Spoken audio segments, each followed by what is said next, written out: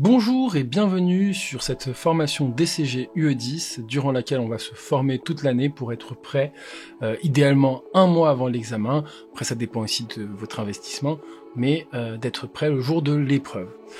L'UE10 c'est une matière très particulière puisque en fait elle nécessite un investissement assez fort, c'est une des matières les plus difficiles du DCG.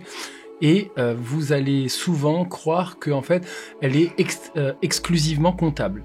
Ce qui n'est pas vrai puisque en fait vous allez plutôt avoir des notions de droit comptable, on devrait plutôt l'appeler droit comptable plutôt que comptabilité approfondie. Bien sûr on va faire des écritures, des enregistrements, des traitements très particuliers, mais il faut bien comprendre qu'il y a un aspect assez fort juridique, un volet entre guillemets juridique et plutôt de droit comptable, notamment sur lequel nous allons nous appuyer puisqu'on va s'appuyer sur le référentiel PCG qui est le référentiel national français, et on va devoir maîtriser l'ensemble des particularités, des traitements particuliers qu'il y a en comptabilité nationale. Donc comparé à l'UE9, c'est-à-dire la matière qui était que vous faisiez en première année comptabilité, eh bien là on va rentrer dans des cas beaucoup plus complexe, on va rentrer dans des cas beaucoup plus complexes et il faudra avoir une très bonne maîtrise des notions que vous avez étudiées lors de l'UE9 en comptabilité en première année.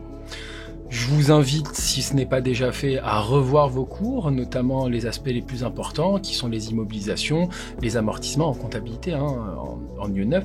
Donc immobilisation, amortissement, dépréciation, les stocks, les provisions, les opérations de clôture et les emprunts. Donc tout ça doit être maîtrisé sur le bout des doigts pour pouvoir aborder cette UE confortablement. Au menu, 4 grandes parties. La première, la profession comptable, puisqu'on va voir notamment plusieurs aspects sur la profession et la normalisation comptable. Dans un deuxième temps, on va traiter un très gros bloc qui concerne les actifs. Et on retrouvera plusieurs éléments, les immobilisations corporelles, incorporelles, actifs financiers, etc. Dans un troisième temps, on va étudier les passifs avec les constitutions de société, augmentation de capital, etc. Ensuite, on a une quatrième partie qui concerne les charges et produits et créances et dettes, qui regroupe plusieurs petites notions qu'on retrouve dans cette partie-là. Et enfin, on finira avec les entités spécifiques et on étudiera les comptabilités un peu particulières. Il y a un très grand nombre de définitions à apprendre. Je vous invite à les maîtriser parce que à l'examen, le jour de l'examen, vous avez un grand nombre de points qui leur sont alloués, de 2 à 9 points, ce qui est énorme. Je vous invite vraiment à pas passer à côté de ces points parce que vraiment, c'est quelque chose qui est totalement abordable. Alors, tout dépend des sujets, tout dépend de l'année, etc., du millésime, mais il y a des points à récupérer et vous pouvez pas passer à côté. J'insiste sur ce point-là parce que en fait, les étudiants souvent le découvrent un petit peu comme ça au milieu ou à la fin de l'année. Il est nécessaire de maîtriser toutes les définitions si vous voulez avoir une chance aussi de valider votre examen. Donc il va falloir être assez assidu sur la maîtrise de ces définitions. Ainsi, l'objectif du cours est de maîtriser dans un premier temps les normes comptables nationales du PCG, issues du PCG, de être capable de préparer et de savoir lire donc les états financiers finalement, de savoir gérer les cas particuliers concernant les actifs et les passifs, d'approfondir certaines techniques comptables spécifiques et d'appliquer notamment toutes ces particularités dans vos examens. Il faut savoir que l'examen est divisé entre guillemets en 2 gros blocs majeurs et 2 petits mineurs. Alors c'est une généralité, chaque année on peut avoir des différences, il peut y avoir des situations où vous avez que 2 dossiers, 3 dossiers, bon. Mais en général on a 2 gros dossiers majeurs, un sur les actifs, un deuxième sur les passifs. Donc sur les actifs en général c'est sur les immobilisations, qu'elles soient corporelles, financières, enfin corporelles, incorporelles, ou autre cas particulier. Et enfin, dans la deuxième majeure, ça sera les passifs avec la constitution de société, l'augmentation de capital ou l'affectation du résultat. Donc déjà, vous voyez, vous avez 6 gros chapitres en général qui risquent à chaque fois de tomber et qu'il faut maîtriser du bout des doigts. Ensuite, vous avez les mineurs, vous avez des cas qui viennent accompagner ces gros blocs, entre guillemets, et donc là, vous avez une multitude de petits chapitres qui peuvent s'incruster soit dans les dossiers principaux, soit avoir leur propre dossier, et vous êtes amené à faire ces traitements particuliers. On peut ajouter aussi qu'il y a une méthodologie très particulière de réponse, donc vous ne pouvez pas aller à l'examen comme ça sans avoir cette méthodologie que je vais approfondir avec vous tout au long de votre parcours sur l'UE10. Donc il faudra prendre pour habitude de répondre d'une certaine manière. En général, on explique la règle, on démonte le calcul et on fait l'éventuel enregistrement, mais je reviendrai là-dessus un peu plus tard. On peut s'appuyer sur les chiffres de 2023, puisque ici, on a un taux de réussite en 2023 de 32,6% et une moyenne globale à 8, ce qui est pas terrible, ce qui veut dire qu'il va falloir quand même mettre le paquet, entre guillemets, pour maîtriser cette UE et pour avoir toutes vos chances lors de l'examen. En plus, sachez que lorsque vous allez passer en DSCG, ce que je vous souhaite à tous, et en tout cas pour ceux qui le souhaitent, eh bien sachez que cette UE est déterminante, puisqu'on va s'appuyer sur les éléments que vous allez apprendre cette année pour la compta audit du DSCG. Donc là où il faudra maîtriser sur le bout des doigts ce qu'on aura appris cette année.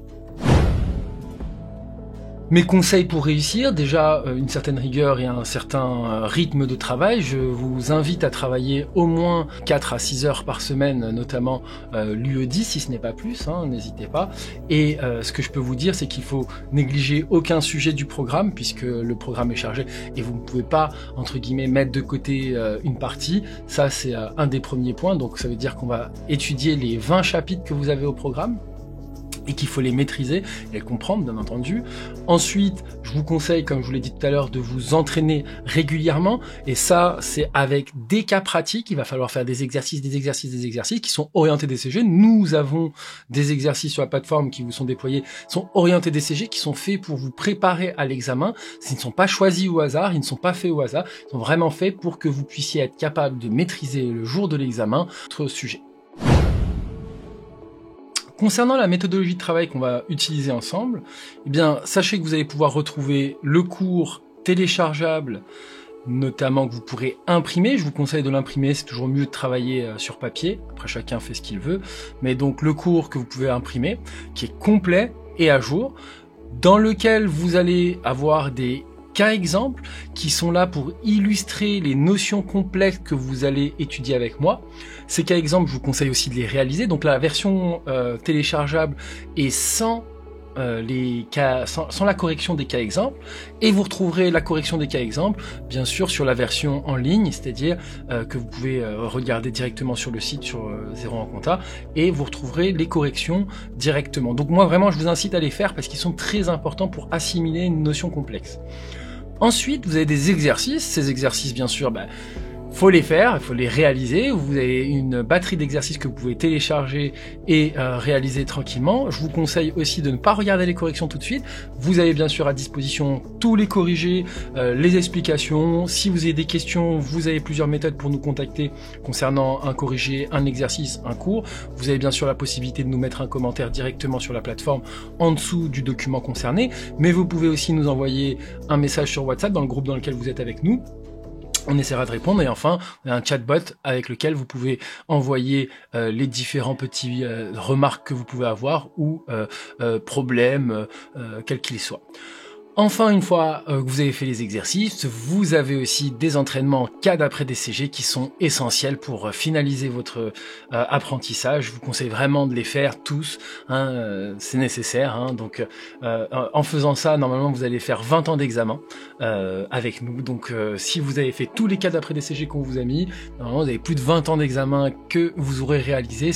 Ce qui veut dire que lorsque vous allez arriver le jour de l'épreuve, eh bien, vous allez être à l'aise, vraiment très à l'aise. Nous avons des très bons résultats. Nos étudiants qui ont utilisé notre formation sont très contents, avec de très beaux résultats. Vraiment, laissez-vous guider pas à pas. La seule chose que je peux vous dire, c'est mettez-vous au boulot parce qu'il y a beaucoup de travail et vous n'allez pas chômer cette année, en tout cas pas en UE10. Et enfin, je vous souhaite vraiment beaucoup de courage parce que cette année elle est charnière en général pour ceux qui font la deuxième année puisque vous étudiez souvent la compta avec la fiscalité et sachez que ces deux matières ont un lien très fort et que ici c'est un élément important à comprendre. Je vous conseille de les préparer en même temps pour ceux qui les préparent en candidat libre, hein. La compta pro va toujours souvent, en tout cas avec le droit fiscal et le droit des sociétés en général et après voilà, avec ça vous validez une matière, enfin une année qui est assez lourde, assez complexe, mais qui a une interconnexion entre les différentes UE. Voilà ce que je pouvais vous dire. Je vous souhaite à tous un très bon courage, ne relâchez jamais vos efforts et à très bientôt. Bye.